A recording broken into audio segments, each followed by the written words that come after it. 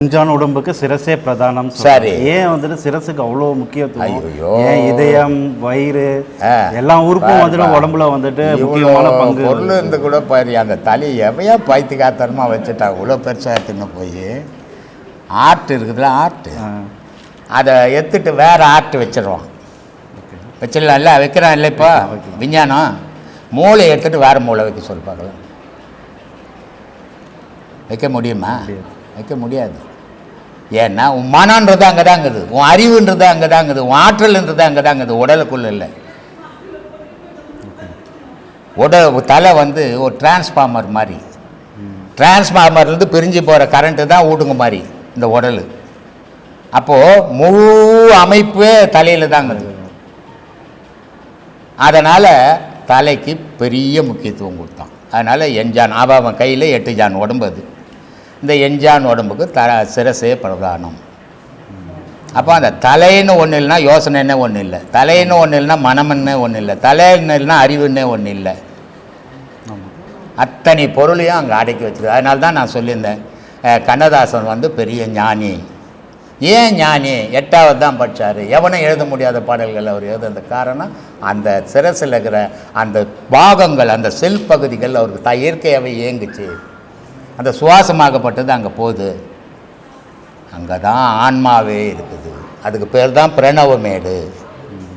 அதனால் அதுவே முக்கிய பொருள். உடலுக்குள்ளே என்ன இருக்குது?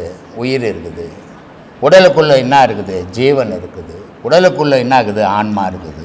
இந்த முப்பொருள் இருந்தாலும் இந்த 2 பொருள் இயங்கணுன்னா தலையில் இருக்கிற ஆன்மா இருந்தால் தான் இந்த 2 பொருள் இயங்கும். நான் ஏற்கனவே சொல்லிக்கிறேன், முப்பொருள் ஒன்றா வருது, ஒரு மனித உடலுக்குள்ளே போகுது, அதாவது இடம் பிடிக்குது. ஜீவன்ன்றது இடுப்பு பிடிக்குது, உயிர்ன்றது தொப்புல பிடிக்குது, ஆன்மான்றது தலையை பிடிக்குது. அப்போ தலையிலேருந்து தான் இயக்கம்.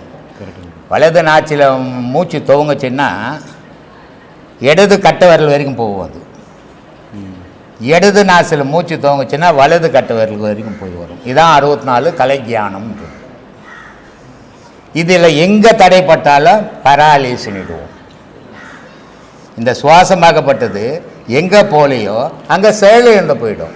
அந்த செயலிழந்ததுக்கு பேர் பராலிஸ் அட்டாக் ஆயிடுச்சுங்க அப்படின்ட்டு இல்லை சொல்லுப்பா. இப்போது குரு இல்லாத வித்தை பால்னு சொல்கிறாங்க. சரி. ஸோ அப்படி இருக்கும்போது ஒரு சராசரி மனிதன் வந்துட்டு ஒரு இந்த குருவை, ஒரு மெய் குருவை தேடினோம்னா, ஏன்னா இங்கே நிறைய பேர் குருன்னு சொல்லிக்கிட்டு இருக்காங்க, ஏன்னா மெய் குருவை தேடினோம்னா அவங்க என்ன செய்யணும்? முழுமையாக இறைவனை எந்த நேரமும் மனசால் நினைக்கணும். மனசால் முழுமையாக நினைக்கும் போது அந்த மனசாகப்பட்டது ஒரு நல்ல குருவைட்டு போய் காட்டி கொடுக்கும். மனசால் நல்ல குருவை நினைக்காம ஏதோ ஒரு குரு கட்சா போதுங்கன்னா எங்கே ஒன்றா இழுத்துன்னு போய் விட்டுடும். என்கிட்ட ஒரு சீடர் இருக்கிறார், அவர் உபதேசம் கொடுக்குறாரு. அவருடைய சீடர் ஒருத்தர் இருக்கிறார், அவர் எனக்கு ஃபோன் பண்ணார், ஐயா அவர் உபதேசம் கொடுக்குறாரு, எனக்கு அது திருப்தி இல்லை, உங்களாண்ட வரணும் உபதேசம் வாங்கினார், வராதேன்னுட்டு. எப்போ நீ இன்னொருத்தரை குருவாக ஏற்றுக்கணியோ கடைசி வரைக்கும் நீ அவர்கிட்ட தான் இருக்கணும், என்கிட்ட வராதப்பா, நான் கட்சி நத்தலை அப்படின்ட்டு. ஏன்னா நல்ல மனம் உள்ளவனுக்கு நல்ல குருவை காட்டி கொடுக்கும் கண்டிப்பாக, அதில் எந்த மாற்றமே இல்லை. இதுக்கு இறைவன் ஒரு பாலமாக அமைவான். ஆனால் இந்த மனம் எதையோ ஒன்று தெரிஞ்சுக்கணும் அப்படின்னு தேடுறவனுக்கு சரியான குரு அமைய மாட்டான். இதுதான் காரணம். உன் மனம்தான் எல்லாத்துக்கும். கடவுளை தேடணுன்றதும் மனம்தான், கடவுளே இல்லைன்றதும் மனம்தான், கடவுளை வழிபடணுன்றதும் மனம்தான். எல்லாத்துக்கும் பேஸ் இந்த உலகத்தில் மனம். அந்த மனத்தினுடைய செயல் நீ எப்படி இயக்குறியோ அதுக்கேற்ற மாதிரி செயல் புரிய போகுது. அதனால் நல்ல குருவை தேடுற சீடனுக்கு கண்டிப்பாக அமைவான். உங்கள் பாட்டில் வந்துட்டு மனம் மனத்தினில் அடங்கி மாயெல்லாம் இது சொல்லிங்க. மனம் ஒரு பொருள் தானே, அதுக்குள்ளேயே மனத்தினில் அடங்கி. யார் மனம் ஒரு பொருள் என்னது? யார் சொன்னது மனம் ஒரு பொருள்? இல்லை, மனம்ன்றது மனுஷன் ஒரு பொருள் தான். ஓகே. தோற்றத்தில் மனுஷன் ஒரு பொருள் தானே. ஆமாம். அவனுக்கு தனித்தனியாக கை, கால், மூக்கு, வாய் இப்படின்னு தனித்தனியாக இருக்குது. அது என்ன அது? ஓ, கால் வருதுன்னு சொல்லலாமா, கை வருதுன்னு சொல்லலாமா, மனுஷன் வரான்னு சொல்லணுமே. அப்போ எல்லாம் சேர்ந்தது தான் மனுஷன். ஆமாம்.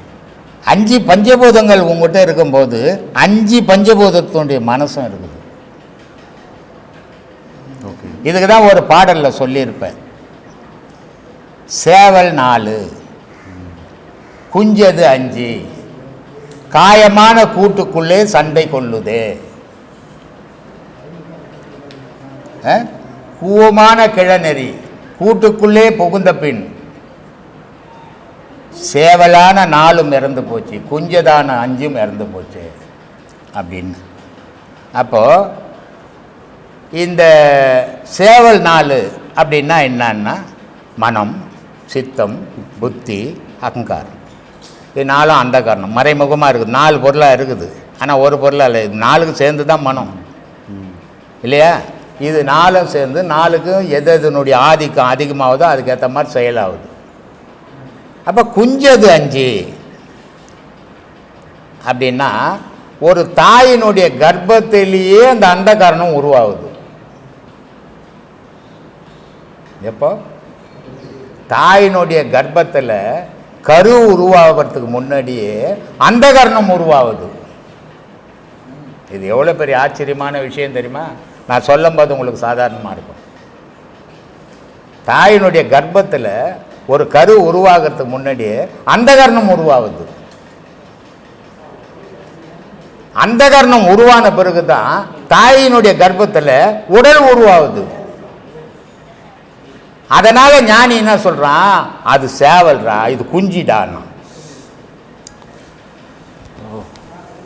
எல்லாம் யோசிக்கணும், சும்மா இல்லை நான் பாட்டு படித்தேங்க, நான் ரொம்ப படிச்சு வருங்க, வீட்டில் வச்சுக்க படித்தா. அப்போது முன்னாடி வந்தது சேவல், பின்னாடி வந்தது குஞ்சு. அப்போ கூவமான கிழநெறி கூட்டுக்குள்ளே புகுந்த பின்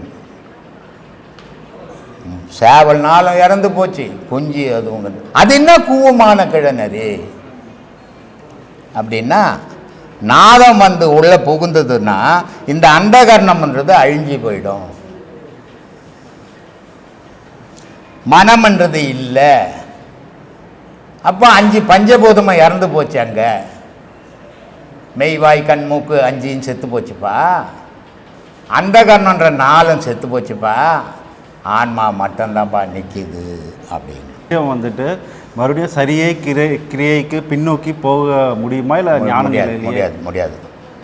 ஏன்னா ஒரு மனுஷனுக்கு நிஜத்தை தேடுற வரைக்கும் அவன் எதில் ஒன்றா போய் தேடின்னு இருப்பான். ஆனால் நிஜம் தெரிஞ்சு போன பிறகு திருப்பி தேடுறதை விட்டுடுவான். அது மாதிரி சரியே கிரியன்றது நிஜம் தேடுறது, யோகம்ன்றது நிஜத்தை தேட பயணம் பண்ணுறது, ஞானம்ன்றது நிஜத்தை அடைஞ்சது. அப்போது நிஜத்தை அடைஞ்ச பிறகு அவன் பொய்க்கு எப்படி வருவான்? இல்லாததுக்கு வர முடியாது. அப்போது ஞானிக்கு சரியை கிரியை இது 2மே கிடையாது. யோகம் ஞானம் மட்டும்தான் ஞானிக்கு உண்டு. இப்போ ஒரு குழந்தை பிறந்தது வளர்ந்துச்சு, சரி நம்ம ஆசை திருப்பி சின்ன குழந்தை ஆகணும்னு ஆகுமா? ஆகாது. ஞானியினுடைய நிலையம் அப்படி தான். லிஸ்ட்டுங்கிற மாதிரி கடவுள் உனக்குள் இருக்கிறார் அப்படின்னு நீங்கள் சொல்கிறீங்க இல்லையா? அந்த இறை சக்தியை எப்படி உணர்றது சுவாமி? மூச்சு வருதா இல்லையா? உனக்கு வருது. செத்து போனவனுக்கு வருதா? இல்லை. அப்போ இறை சக்தி போயிடுச்சுன்னு அர்த்தம். உனக்கு இறை சக்தி இருக்குதுன்னு அர்த்தம். சொல்லு. தடுமாற்றமாகுது இல்லை, குழப்பமாகுது. இங்கே உபதேசங்களில் வரவங்க பெரும்பாலும் ஆண்களாக இருக்காங்க. சரி. பெண்கள் குறைவாகத்தான் இருக்கிறாங்க. சரி. அதற்கு நிறைய காரணங்கள் உண்டு. சரி. அதை பற்றின உங்களோட அபிப்பிராயம் என்ன சுவாமி? உங்களோட அபிப்பிராயம் அதை பற்றின? என்னுடைய அபிப்பிராயம் கட்டுப்பாடாத இருக்கிறாங்க பெண்கள்னு அர்த்தம், கட்டுப்பாடு இல்லாத இருக்கிறாங்க ஆண்கள்னு அர்த்தம். ஒரு பெண் இங்கே வரணுன்னா கணவனுக்கு பதில் சொல்லணும், தாய் தகப்பனுக்கு பதில் சொல்லணும், பிள்ளைங்களுக்கு பதில் சொல்லணும். இவ்வளோ பிரச்சனைகள் இருக்குது, இதையும் கடந்து பெண்கள் வரணும் இல்லையா? அதே நேரத்தில் வர வழியில் இருளில் போக முடியாது பெண்கள், ஒண்டியாக போக முடியாது, பல பிரச்சனைகள் இருக்குது. இதையெல்லாம் கடந்து வந்த பெண்கள் இவ்வளோ பெண்கள் இருக்காங்க. ஆனால் ஆண்களுக்கு இந்த கட்டுப்பாடெல்லாம் கிடையாது. வீட்டில் சொல்லணுன்னு அவசியம் கிடையாது. நேராக பைய தூக்கி மாட்டிக்கின்னு பாக்கெட்டில் பணத்தை போட்டுன்னு வந்துக்கின்னே இருக்கலாம். அதனால் ஆண்கள் நிறைய இருக்கிறாங்க. சொல்லுமா. நன்றி சுவாமி. இந்த உபதேசங்கள்லாம் பார்த்தீங்கன்னாக்கா நிறைய நிலைகள் இருக்கிறது. லெவல் 1, லெவல் 2 அந்த மாதிரிலாம் நிறைய லெவல்ஸ் இருக்கு. ஸோ இங்கே பார்த்தீங்க அப்படின்னா பெண்களாலேயோ இல்லை வந்து உடல் உபாதைகள் உள்ளவங்களாலேயோ இந்த மாதிரி நிலைகளை வந்துட்டு கடக்க முடியுமா சுவாமி? முடியாதுமா.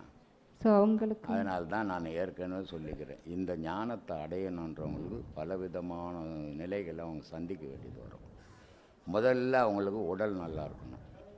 முதல் அடிப்படை அது. உடல் நல்லா இருந்தால் தான் இந்த பாடத்தை பண்ண முடியும். சரி, உடல் நல்லா இருக்குதுன்னா அவங்க குடும்பம் அதை ஒத்துக்கணும். குடும்பமும் ஒத்துக்கலைன்னா அவங்களால பண்ண முடியாது. அதே நேரத்தில் அவங்க தொழில் ஒத்துழைக்கணும்.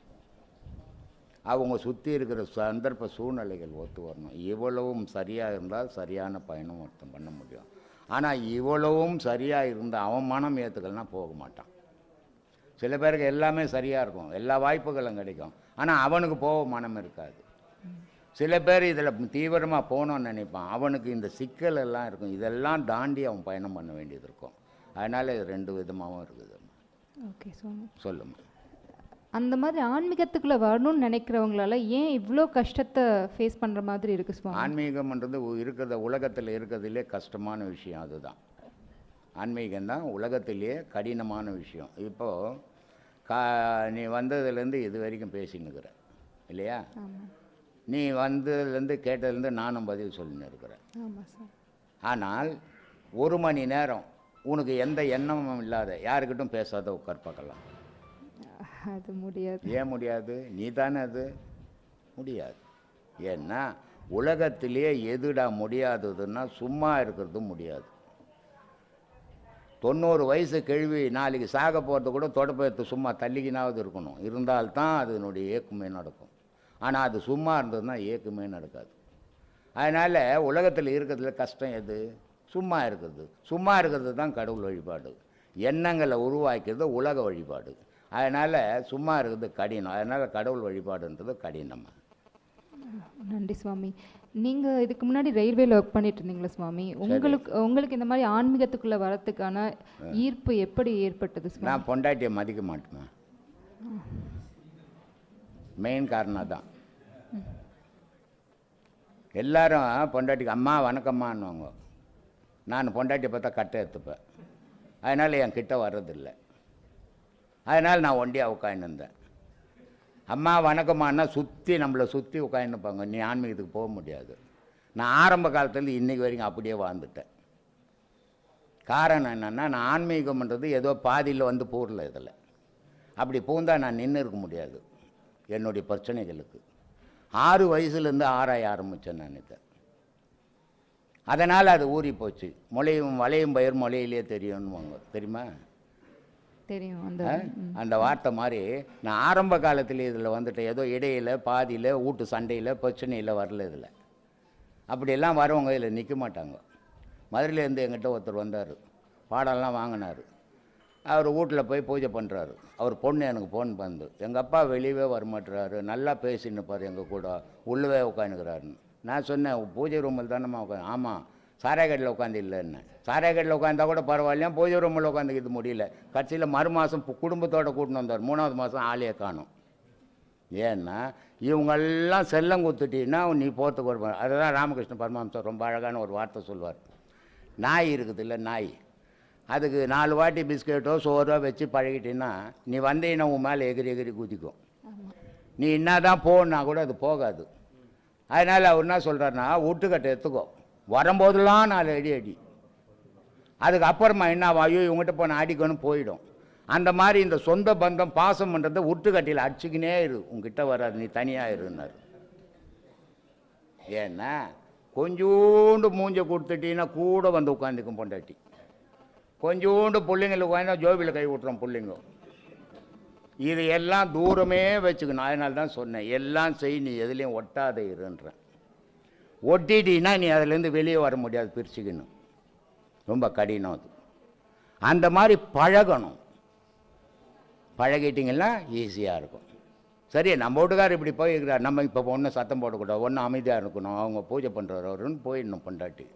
அந்த ஆள் உள்ளே போய் போந்துக்கினா நான் விடமாட்டான், இருந்தாலும் 4 பேரை கூப்பிட்டு வச்சுக்கினா அவன் எங்கே பூஜை பண்ணுறது பாவம், அந்த மாதிரி ஆகிடும். அதனால் மனைவியாக இருந்தாலும் கணவனாக இருந்தாலும் கடவுள் வழியில் எல்லாரும் விட்டு கொடுக்கணும். கடவுள் வழியில் போகிறதால இவங்களுக்கு மனைவிமார்களுக்கு சில பயங்கள் உண்டு. ஏன்னா ஆதியில் அப்படி சொல்லி வச்சுட்டாங்க, சும்மானா புலி விட்டானுங்க. இந்த பாதையில எல்லாம் போனால் அவர் காட்டுக்கு போடுவார். காட்டு பொண்டாட்டியை விட்டுட்டு எவனாலையாவது காட்டுக்கு போக முடியுமாடா சொல்லு? செத்து ஒன்றா போயிடுவான், ஆனால் விட்டுட்டு மட்டும் போக மாட்டான். அப்படிப்பட்ட காலத்தில் இந்த வழியில் போனால் அவன் விட்டுட்டு போயிடுவான்ற பயம் ஆகிப்போச்சு அவங்களுக்கு. அதனால் நீ அதிலெல்லாம் போவாதவா, நம்ம கோயிலுக்கு போய் சாமி கும்பிட்டு வந்துடலான்னு கூட்டின்னு போடுறாங்க. அதனால் இதில் நிற்க மாட்டேன்றாங்க. அதாவது கிறிஸ்துவ மதத்தில் இதை சொல்லி நான் கேள்விப்பட்டிருக்கேன். பெண் என்பவள் ஆணின் சரிபாதி, ஆண் என்பவரும் பெண்ணின் சரிபாதி அப்படின்னு. இப்போ நீங்கள் சொல்கிற மாதிரிலாம் ஒரு பெண்ணை நம்ம ட்ரீட் ஏமா கிறிஸ்துவ மதத்தில் ஆண்ன்றது சரிபாதி, பெண்ணுன்றது சரிபாதின்னு கிறிஸ்துவ மதத்தில் சொல்லி தாங்குது. சிவபெருமான் அர்த்தநாரீஸ்வரர் பெண்ணும் மானும் பாதிடான்னு அர்த்தநாரீஸ்வரரையே காட்டிட்டானே, அப்புறம் அதை விட நான் அதில் சொல்லணும். உண்மைதான் சுவாமி. பின்ன யார் ஒத்துப்பான் சொல்லுமா? யார் ஒத்துப்பான்? பெண்ணுன்னா எனக்கு அடிமையாக தான் இருக்கணும். இது சில குடும்பங்களில் ஆணுங்க பெண்ணை அடிமைப்படுத்தி வச்சுக்கிறாங்க. சில குடும்பங்களில் ஆணு மீசை வச்சுக்கின்னுக்கிறானே தவிர அப்படியே புடவை கட்டின மாதிரியே இருக்கிறான். சில குடும்பங்களில் பெண்ணு பயமுறுத்தி வச்சுக்கிறான். இப்படியும் சில பாதி இருக்கிறான். சில பாதி ஆணையும் அடிமைப்படுத்தலை, பெண்ணையும் ஆண் அடிமைப்படுத்தாமையும் வாழறான். அப்படி வாழும்போது சிக்கல் இருக்காது. ஆணு பெண்ணை அடிமைப்படுத்தினாலும் அங்கே சிக்கல் வந்துடும், பெண்ணு ஆணை அடிமைப்படுத்தினாலும் சிக்கல் வந்துடும். அதனால் சமத்துவமாக இருக்கணும் தான் அர்த்தநாரீஸ்வரரை போட்டு காட்டணும். கடவுளில் பாதிடானின்னா இல்லையா? ஆணில் பாதி பெண்ணில் பாதின்னு கிறிஸ்துவ மதம் சொல்லிடுவோம், கடவுள்லேயே பாதின்ட்டான் ஆதியிலேயே. அதனால் நான் பல வீடியோக்களில் சொல்லிக்கிறேன், இங்கே ஒரு பெண் உட்காந்துப்பா, ஒரு ஆண் அப்படி ரோட்டில் போவான், ஆனால் அவன் போகிறானா போகலையான்னு இவங்களுக்கு தெரியாதா, தன்னறியாமையே திரும்பி பார்ப்பாங்க. அது இயற்கை ஈர்ப்பு. அதே மாதிரி ஒரு பெண் அப்படி போவா, நான் உங்கள்கிட்ட பேசிக்கினே இருப்பேன், தன்னறியாமையே அதை திரும்பி பார்ப்பேன், ஈர்ப்பு. ஒவ்வொருனுடைய பெண்ணுனுடைய உடல்லையும் ஒரு ஆண் இருக்கிறான், ஒவ்வொரு ஆணுனுடைய உடல்லையும் ஒரு பெண் இருக்கிறான். இதுதான் சந்திர சூரியன்ன்றது. சந்திரன்னா பெண்ணு, சூரியன்னா ஆணுமா. இதுதான் உலக இயக்கம். ஓ, இதுக்கு மேலே என்ன ரகசியம் சொல்கிறதுன்னு எனக்கே தெரியல, நீ சொன்னீங்கன்னா நான் தெரிஞ்சுக்கிறேன். சாதாரணமாக நம்ம எல்லாருக்குமே இருக்கிற பழக்கம்னா தான் செய்த தவறுகளை தான் உரிமையை எடுத்துக்கொள்ளாதது தான் அப்படின்னு சொல்கிறாங்க. ஆனால் ஆன்மீக பயத்தில் நிறைய புக்குங்களோ மகான்கள் எழுதின இதெல்லாம் பார்த்தீங்கன்னா நம்ம உரிமையை எடுத்துக்கினா தான் நம்ம வாழ்க்கையை நம்மளால் சீராக கொண்டு போக முடியும் அப்படின்றது தான் முதல் படியாக சொல்கிறாங்க. ஆனால் நிறைய பேர் இப்போ ஃபார் எக்ஸாம்பிள் ரோட்டில் வண்டி ஓட்டுறவங்களே போனாலும் இவங்க தப்பாக போயிட்டு அடுத்தவனை திட்டிட்டு போகிறாங்க. அவங்க செஞ்ச தவிர நம்ம செஞ்ச தவிர நம்மளாலேயே உரிமை எடுத்துக்க முடியாதப்போ நம்ம வாழ்க்கையை நம்மளுக்கு தான் உரிமை எடுத்துக்கிறது எப்படிங்க? எப்படி எடுத்துக்கிறது? வாழ்க்கையில் நீ பிறந்த, நீ சுதந்திரமாக இருந்த. ஆனால் மனிதன் என்ன சொல்கிறான்னா, நான் மாயையில் மாட்டிக்கினங்க, மாயை பிடிச்சிக்கிச்சுங்க என்னன்றான். மாயை எதுவுமே போய் எப்போவுமே இவனை பிடிக்கிறதில்ல, இவன் மாயை தேடி போய் பிடிப்பான். ஒரு ஊராமட்டு பொண்ணை போய் நீ தேடி போனியா, அது தேடி வந்ததா உன்னை? நீ தானே தேடின்னு போன. அப்போ மாயை தேடி நீ தான் போய்க்கிற. 2 பொருள் இணைஞ்ச பிறகு நீ எந்த முடிவையும் எடுத்துட முடியாது. எடுத்தீங்கன்னா குடும்பம் நல்லா இருக்காது, குழப்பங்கள் வந்துடும், சண்டை சச்சரவாயிடும். அதனால் அதுக்கு உறுதுணையாக ஆக்கிக்கணும் உன்னுடைய துணைவியாரை. உன்னுடைய பயணத்துக்கு அவள் தடையாக இல்லாத மாதிரி அவளுக்கு புத்தி சொல்லி அவளை பக்குவப்படுத்திக்கணும். அவளுடைய பயணத்துக்கு தடையாக இல்லாத நீ பக்குவப்படணும். இப்படி போனால்தான் தெய்வ வழிபாட்டில் சீராக போக முடியுமே தவிர இப்படி போகாமல் தெய்வ வழிபாட்டில் போக முடியாது. ஏன்னா குடும்பத்தில் நீ ஒத்துழைக்கலைன்னு சொன்னால் உன்னால் தியானம் பண்ண முடியாது. இப்போ தியானம் பண்ணனா உன் பிள்ளைங்க ஒத்துழைக்கணும், உன் பொண்டாட்டி ஒத்துழைக்கணும், உன் சூழ்நிலை ஒத்துழைக்கணும். இது எல்லாத்த விட உன் உடல் ஒத்துழைக்கணும். உடல் நல்லா இல்லைன்னா இந்த தியானம் பண்ண முடியாது. உடல் ஆரோக்கியமாக வச்சுக்கணும். 2வது, வேலைக்கு போனால் வேலை செய்த அதோடு வந்து தான் கடவுள் வழிபாட்டுக்கு போயிடணும். ஆனால் வேலைக்கு போயிட்டு அங்கே ஃப்ரெண்டு இருக்கிறாரு, இங்கே ஃப்ரெண்டு இருக்கிறாரு, அவரை பார்க்கணும் இவரை பார்க்கணும்னு சுற்றிக்கின்னு இருந்தீங்கன்னா இங்கே கடவுள் வழிபாடு பண்ண முடியாது. இது மாதிரி பல காரணங்களை நீ தவிர்த்துன்னு வரணும். கடவுள் வழிபாட்டில் எவன் ஒருத்தன் உண்மையாக போகணுன்றானோ அவன் வெளி விவகாரத்தெல்லாம் குறைக்கணும். அதனால் ஐம்புலன் அடக்கம் வேணும்னா இது அடங்கினால்தான் நீ இந்த வழிக்கு போக முடியும். உன்னுடைய நாட்டங்கள்லாம் உன்னுடைய உடலுக்குள்ளே இருக்கணுமே தவிர உலகத்துக்குள்ளே இருக்கக்கூடாது. உலகத்துக்குள்ளே போகும்போது தெய்வ வழிபாடு சீராக பண்ண முடியாது. உனக்குள்ளே போகும்போது அதுவே ஒரு ருசியாக மாறிடும். இப்போ எல்லாம் என்ன பண்ணுறீங்க, தேனை தொட்டு நக்கிக்கின்னுக்கிறீங்க, அதனுடைய ருசியை சொல்கிறீங்க, இனிப்பாக இருக்குதுங்க, நல்லா இருக்குதுங்க அப்படின்ட்டு. ஆனால் தேனுக்குள்ளே விழுந்துட்டீங்கன்னா ருசி சொல்ல முடியுமா? சொல்ல முடியாது. அப்படி தெய்வ பக்தியில் ஞானத்தில் விழுந்துட்டிங்கன்னா அதை விவரித்து சொல்ல முடியாத இனிப்பு அது. அந்த இனிப்பை அடையணுன்னா அதில் முயற்சிகள் பண்ணி விழணும். சும்மா ஏதோ தொட்டு தொட்டு நக்கிக்கின்னு போகிறதால ஒரு பயணம் கிடையாது. அதனால் விழத்துக்கு முயற்சிகள் பண்ணுங்க. வாழ்க்கை ஒரு நாள் முடியும். எப்போ எந்த விஷயமும் ஒரு ஆரம்பம் வந்தால் ஒரு முடிவு உண்டு. ஜனனம் வந்தாச்சு, மரணம் வரப்போகுது. இந்த ரெண்டுக்கும் இடைப்பட்ட நேரத்தில் கடவுளுடைய பாதத்தில் விழுங்கும்.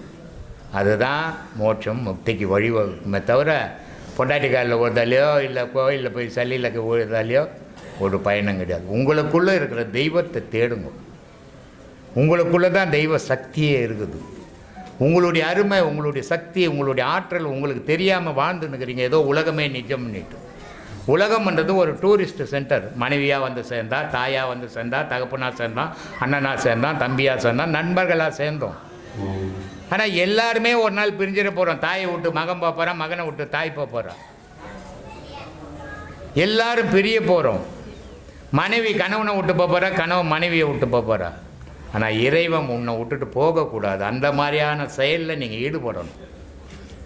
எந்த நிலையிலையும் இறைவனை மறக்கக்கூடாது, இறைவனை விடக்கூடாது.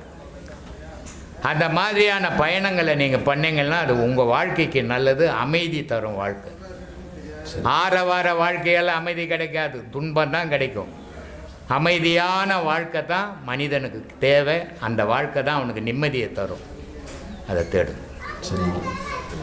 ஏன் குரு பார்வை பட்டால் எல்லாம் தீரும்ன்றாங்க. குரு பார்வைன்னா எல்லாம் ஏமாத்துற விஷயம் பாது. ஏன்னா இப்போ நிறைய பேர் சொல்லுவாங்க, என்னை வந்து பார்த்துட்டு போனால் உங்கள் கஷ்டம்லாம் போயிடுமா? ஊரில் யாருமே கஷ்டப்பட மாட்டாங்க. இந்த மாதிரிலாம் ஏமாற்றக்கூடாது. அதனால தான் சொல்கிறது, தெய்வ விஷயத்தில் ஏமாத்தல் வச்சுக்காதீங்க. உண்மையை மட்டும் சொல்லுங்க. ஊர் எடுத்துக்கணும், ஊர் உன்னை புகழணும்னு ஏமாத்தாத. சரிங்க. அது உனக்கு கேடாக மாறிடும். அது கோபுர வாசல் பார்த்தா புண்ணியம்னா, கோபுரம்னா ஊரில் கட்டிக்கிற கோயில் கோபுரத்தெல்லாம் பார்த்துட்டுனா உனக்கு புண்ணியம் கிடையாது. அது கொளுத்துக்காரன் கட்டி வச்சது. உன் தலைன்ற கோபுரத்தை நீ பார்த்தீங்கன்னா உனக்கு புண்ணியம். அதை பார்க்க பழகுங்க. இன்னொரு இந்த கேள்வி எப்படி கேட்குறதில்ல, மௌனமாக இருக்கிறது, மௌனமாக இருந்தால் பிறவி தவிர்க்குமா, மௌனம் பிறவி தவிர்க்குமா அப்படின்னு சொல்லிட்டு. மௌனத்தில் இருந்தால் நம்ம நீங்கள் பாடத்தில் சொல்கிறது வேற, பட் ஒரிஜினலாகவே மௌன விரதம் இருக்காங்க, சாப்பிடாம இருக்காங்க, இது இருக்காங்க, உபவாசம் சொல்கிறாங்க, சாப்பிடாம இருக்காங்க. ஸோ இதெல்லாம் பண்ணால் பிறவி தவிர்க்குமா ஐயா? எல்லாருமே அது எத்தனை நாள் உபவாசம்? அது உபவாசம் இருக்கிறாங்க எத்தனை நாள்? 6 நாள் இருக்காங்க. காலையில் மட்டும் சாப்பிடாமன்ட்டு மத்தியானம் நல்லா மூக்கு படிக்க 3 படி துண்டுறாங்கல்ல, அது உபவாசம். அது பேர் உடம்பை பக்குவப்படுத்துறாங்கன்னு அர்த்தம். இந்த நோன்பு சில பண்டிகைகளில் நான் ஒரு பொழுது நோன்பு. இந்த ஒரு பொழுதுக்குதால கடவுளுக்கு ஏதாவது ஆகுமா அப்படின்னா ஒன்றும் ஆகாது. உன் உடம்பு ஆரோக்கியமாக இருக்கும். ஒரு மிஷின் இருக்குது. இந்த ஒர்க் ஷாப்பில் கவர்மெண்ட்லலாம் பார்த்திங்கன்னா டிசம்பர் லீவ் விடுவாங்க. இந்த டிசம்பர் லீவ் 10 நாள் எதுக்கு விடுவோன்னா அங்கே மிஷினுங்களெல்லாம் சுத்தம் பண்ணி ஆயிலெல்லாம் போட்டு தொடச்சி வைக்கிறதுக்காக. ஏன்னா அது வருஷம் ஃபுல்லாக ஓடி குப்பையும் கூழும் ஆகி தேஞ்சி போந்தெல்லாம் இருக்குது. அதெல்லாம் மாற்றிக்கிட்டு அடுத்த வருஷம் வேலை செய்யறதுக்கு அந்த டிசம்பர் லீவ் 10 நாள் அதை ஆல்ட்ரேஷன் பண்ண விடுவாங்க. அது மாதிரி ஒரு வேளை உபவாசம் இருந்து இவன் வயிற்றை சுத்தம் பண்ணிக்கிறதுக்கு இது வேலை. இதுக்கும் கடவுளுக்கும் புண்ணியத்துக்கும் பயனே சம்மந்தமே கிடையாது. சரி. உபவாசம் மகான்கள் இருந்தான். அவன் 3 தவிர்த்தான். தாகத்தை தவிர்த்தான், தூக்கத்தை தவிர்த்தான், பசியை தவிர்த்தான். தாகம், பசி, தூக்கம் இந்த 3 எவன் தவிர்த்தானோ அவன் கடவுளோடு வாழறான்னு அர்த்தம். அது மகானுக்கு முடியும், மனுஷனுக்கு முடியாது. 2 நாளைக்கு நான் வீட்டில் பொண்டாட்டி சண்டை போட்டுக்கணும், சோறு போடலாம், 3ஆவது நாள் உன்னால் வேலை செய்ய முடியாது. நல்லா மூக்க பிடிக்க பொண்டாட்டி சோறு கட்டி கொடுத்தா தான் நீ போய் வேலை செய்ய முடியும். அப்போ நீ எங்கேருந்து உபவாசங்கிறது? சும்மானா வாய் பண்ணு மூன்னா அது மௌனம் இல்லை. மௌனம்ன்றது வாழ்நாள் ஃபுல்லாக இருக்கணும். இருக்க முடியுமா மனுஷனால்? இருக்க முடியாது. ஆனால் ஒரு 2 மணி நேரமாவது அதை பழகுங்கன்னாவே பழகத்துக்கு ஆள் கிடையாது. மௌன உபதேசம் கொடுக்குறோம், யாரும் இருக்க முடியல. ஆனால் அவங்க பேசுறது பெருமையாக நான் மௌன உபதேசம் வரைக்கும் வாங்கிட்டேன், என்ன பண்ண போகிற, என்ன பண்ண போகிற, வாங்கி ஒன்றும் பண்ண போகல, என்ன செய்யவே இல்லையே, அது என்னன்னு தெரியாது உனக்கு. இப்போ மௌன உபதேசத்தை சரியான முறையில் எவன் ஒருத்தன் கடைப்பிடிக்கிறான்னு அவன் கடவுளை பார்ப்பான். ஆனால் அதுக்கு காலங்கள் தேவை. அவன் நீ 5 மணி நேரம் 6 மணி நேரம் அதில் உட்காந்தான்னா மறந்து போயிடணும், அவன் இருக்கிறானா இல்லையான்னு அவனுக்கு தெரியக்கூடாது. அதனால தான் பாம்பாட்டி சொன்னான், உள்ளுக்குள்ளே உணர வேண்டும், உள்ளும் புறம்பும் மறிய வேண்டும், மெல்ல கண்ணலை எழுப்ப வேண்டும், வீதி புனலில் செலுத்த வேண்டும், கள்ள புலனைந்தும் கடிந்து விட்டு தெல்ல தெளிவான இதெல்லாம் எப்போ போதோ அப்போ தாண்டா அது தெரியும் அப்படின்னு. கடவுள் தெரிகிற காலம் எப்போ வரும்னா மனம் போய் ஆன்மாவோட சேரும்போது தான் கடவுளை பார்க்க முடியும். மனமும் ஆன்மாவும் தனித்தனியாக இருக்கிற வரைக்கும் எந்த கொம்பனாலையும் கடவுளை பார்க்க முடியாது. இதெல்லாம் அடங்கணும்னா ஆசை அடங்கணும், முதல்ல செயல் அடங்கணும், சிந்தனை இறைவன் மேலே தூண்டணும், உலகத்து மேலே தூண்டக்கூடாது. அப்படி இருக்கிறவனுக்கு கடவுளுடைய காட்சி கிடைக்கும். மற்றவனுக்கெல்லாம் கற்பனையில் தான் சுற்றினுக்கலாம். மௌன உபதேசம் பண்ணுறதா இருந்தால் குறைஞ்சது 5 மணி நேரம் உட்காரணும். ஏன்னா 1 மணி நேரம் உனக்கு பழைய எண்ணங்கள்லாம் வந்து வந்து வந்து வந்து மோதும் உன்னை. அந்த 1 மணி நேரம் அது மோதி மோதி மோதி அது நின்ன பிறகு தான் நீ மௌனத்துக்கே போக முடியும். 1/2 மணி நேரம் உட்கார்றது முடியலையே, கது தட்டுறாங்கல்ல. அதனால் அந்த மௌனம் இல்லை, மௌனம்ன்றது மந்திர உபதேசம்னு பேர். அது அந்த மௌன உபதேசம் முறையான கொடுக்குற குருவாகவும் இருக்கணும், தெரிஞ்சிருக்கணும். மௌன உபதேசம்னா சும்மா நான் வாய் மூடிக்கணும் பார்த்துக்கணும் ஊரெல்லாம் பார்த்து புலன் அலைய விட்டுட்டு மௌனத்தில் இருக்க முடியாது. புலன் அடங்கினா தான் மௌனம் கை கூடும். அப்போ புலன் அடங்குற மாதிரி நம்ம உட்காரணும் அங்கே. அதனால் சொன்ன அகங்காரம் உள்ளடக்கி 5 சுட்டறுத்து தூங்காமல் தூங்கி சுகம் பெறுவது எக்காலணும். அந்த மௌனத்து உபதேசத்தில் தூங்கவும் இல்லை, மூச்சுக்கணும் இல்லை, 2க்கும் இடைப்பட்ட நிலையில் நீ வாழற, அதுக்கு பேர் துரியம்னு பேர். அந்த மாதிரி நிலையை கொண்டாடணும். அதனால் மௌனம்ன்றது இங்கே வாய் மூடிக்கின்னு போய் பேனால் எழுதி கொடுக்குறதெல்லாம் மௌனம் ஆகிடாது. மௌனம்ன்றது நீ ஒரு இடத்துல உட்காந்துன்னா நீ அப்படியே உடம்பெல்லாம் கொப்பளம் கிளம்பிடும், அவ்வளோ சூடாக்கிடும், ஒன்றுமே செய்யலாம், நான் சும்மா பண்ணிக்கிறேன். அந்த மாதிரி நிலைக்கு போனால்தான் மௌனம் கை கொடுக்கும். உபதேசம் வாங்கிறதால மௌனம் கை கொடுக்காது. எந்த ஒரு பாடமும் நீ செய்தால்தான் அதனுடைய நன்மையை நீ அனுபவிக்க முடியும். நீ செய்யாத எந்த பாடத்தாலையும் யாராலையும் அனுபவிக்கவே முடியாது. அதை மாதிரி பண்ணும். ஐயா கேட்டார், பாடம் பண்ணுறது எதுக்காக, பாடம் பண்ணால் என்னெல்லாம் நடக்கும். நல்லா பாடம் பண்ணவங்களுக்கு நல்ல அனுபவங்கள் வரும். நல்ல அனுபவங்கள் வந்தால் அவங்க குணம் மாறும். முதல்ல அவங்க எப்படி ஒன்றா இருந்திருப்பாங்க, இப்போ இப்படி தான் வாழணும், இதுதான் வாழ்க்கைன்னு முதல்ல அவங்களுக்கு தெரிஞ்சிடும். யார் சொல்லியிருப்பா? அந்த பாடத்தின் மூலிமா மனம் பக்குவப்பட்டிருக்கும். பாடம் பண்ணால் அனுபவம் வரும், அனுபவம் வந்தால் மனம் மாறும். மனமும் தீர்ந்துனான்னு சொன்னால் நாம் செய்யக்கூடிய எல்லா செயலும் நல்ல செயலாக தான் இருக்கும். கெட்டது நோக்கி நம்மளால் போகவே முடியாது. நாமளை 4 பேர் தள்ளினால் கூட நம்மளால் போகவே முடியாது.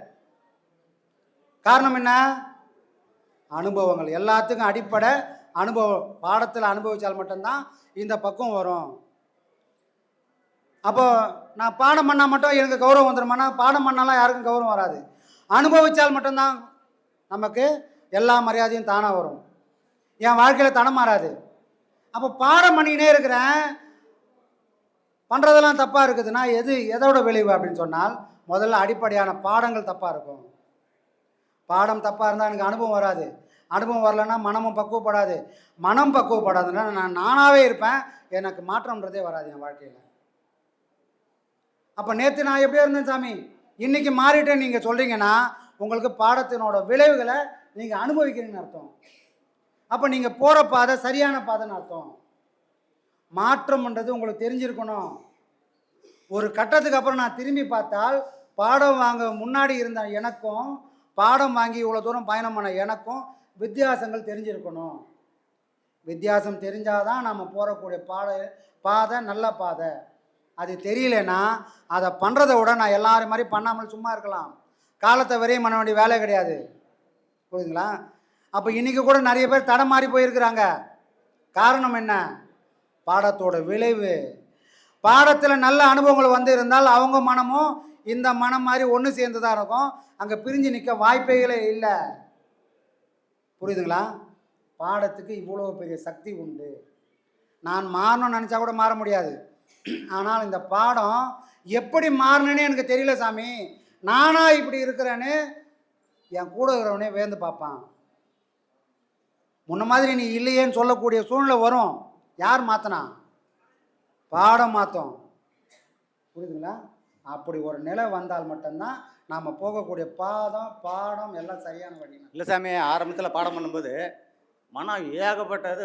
நானே மனசை திட்டிருக்கிறேன். கொஞ்சம் நேரம் கம்மனிக்கிறேன், நான் பாடம் பண்ணிக்கிறேன், ஏன் அப்படி தொல்லை கொடுக்குறேன்னு வாய் திறந்தே நான் கேட்டிருக்கிறேன் மனசை. அந்த மாதிரி திருப்பி ஐயா உட்காந்துருப்பாரு. அவர்கிட்ட ஏன் அப்படி பண்ணுறது, கொஞ்சம் நேரம் நீங்கள் பார்க்க விடாத ஐயா அப்படிங்கிறதுக்கு, அதெல்லாம் என் வேலை கிடையாது, அதெல்லாம் ஓ வேலை. நான் பாடம் கொடுக்குறதோட சரி. ஆமாம் இல்லைங்களா? பாடம் கொடுக்குறத சரி, நீ தான் நல்லா மாதிரி படித்து நீ தான் பாஸ் பண்ணணும். நீ கேட்குறது பரீட்சை காலில் வந்து இந்த கொஸ்டினுக்கு ஆன்சர் கேட்குற மாதிரி என்கிட்ட கேட்குறேன் கேட்கக்கூடாது. அப்படின்னா ஐயா சொல்கிற மாதிரியே எனக்கு தோணும். அதுலேருந்து அதுக்கு விட்டையும் கேட்கக்கூடாது. ஐயா கிட்ட எதாவது கேட்கணும்னு ஒரு இருக்குது சாமி. அது போகிற நேரத்தில் கரெக்டாக பஸ் வரணும், போகிற நேரத்துக்குள்ளே கடை அடைச்சிடக்கூடாது, இதெல்லாம் ஒரு வேண்டுதல சாமி. இப்படியெல்லாம் சின்ன சின்ன இதெல்லாம் கேட்கக்கூடாது. கேட்டால் நான் ஏதோ நல்ல காரியத்துக்கு போகிறேன், உங்கள் அருள் வேணும், அது அவ்வளோ தான். இல்லைன்னா அவருக்கு தெரியும் நம்மளுக்கு என்ன வேணும்ன்ட்டு. அது அப்படியெல்லாம் போய் சாமி. ஆனால் இப்போ நீங்கள் கொடுக்குற பாடத்தை சரியாக, மிகச்சரியாக, மிக துல்லியமாக எல்லாத்தையும் நேர்கோட்டில் 3 நேர்கோட்டில் வச்சுட்டு நீங்கள் ஒரு அந்த புள்ளியில் யாரை மன நிலைக்கிறாங்களோ அடுத்த நிமிஷமே ஏதோ ஒரு உணர்வோ ஏதோ ஒரு அனுபவமோ வருது சாமி. இதை நான் உணர்ந்தது இல்லைங்களா?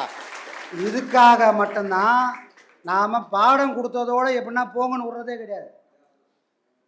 ஒவ்வொரு முறையும் பாடம் நல்லா பண்ணிக்கலாம். உங்களுக்கு ஏதாவது சந்தேகங்கள் இருந்தால் முன்னாலே வந்துடுங்க. இல்லை வாய்ப்புகள் கிடைச்சா ஞாயிற்றுக்கிழமை முடிஞ்சால் வந்து சேருங்க. வந்து சேர்ந்து பாடத்தை சரி பண்ணிக்கங்க. பாடத்தை சரி பண்ணால் உங்களை சரி பண்ணிடலாம். பாடத்தை சரி பண்ணாமல் உங்களை போய் நான் புத்திமதி சொன்னால் உங்களை மாற்றவே முடியாது. ஆனால் பாடத்தை சரி பண்ணி கொடுத்துட்டா உங்களை யாரும் கெடுக்கவே முடியாது. உலகமே சேர்ந்து உங்களை கெடுக்கணும்னு நினச்சா கூட நீங்கள் அப்படியே மிதந்து வந்து நிற்பீங்க. திருநாவுக்கரசரை கல்லில் கட்டி கடலில் போட்டால் கூட எப்படி அவர் மேலே வந்தாரோ அந்த மாதிரி நீங்களும் மேலே வந்து நிற்பீங்க. காரணம் பாடம். அதுக்காக தான் பாடத்தை பண்ணுங்கள். அந்த பாடத்தை முடிஞ்ச அளவுக்கு எவ்வளோ சொல்லி புரிய வைக்க முடியுமோ அவ்வளோ சொல்லி புரிய வைக்கிறதுக்கு காரணமே அதுக்காக தான்.